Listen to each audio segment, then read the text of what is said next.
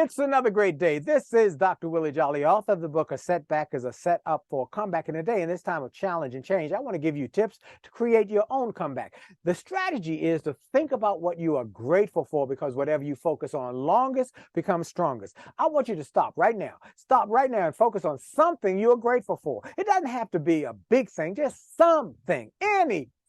Maybe you're grateful for waking up this morning. You know, it didn't have to be that way.